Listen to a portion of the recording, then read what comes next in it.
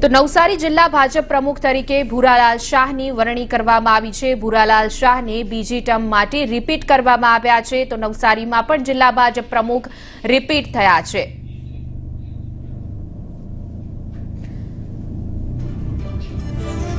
તો વધુ વિગતો સાથે અમારા સંવાદદાતા રાજન રાજપૂત જોડાઈ ગયા છે। જે રાજન, નવસારીમાં જિલ્લા પ્રમુખ તરીકે ભૂરાલાલ શાહની વરણી કરાઈ, ફરી તેમને રિપીટ કરવામાં આવ્યા છે, તેની પાછળનું કારણ શું?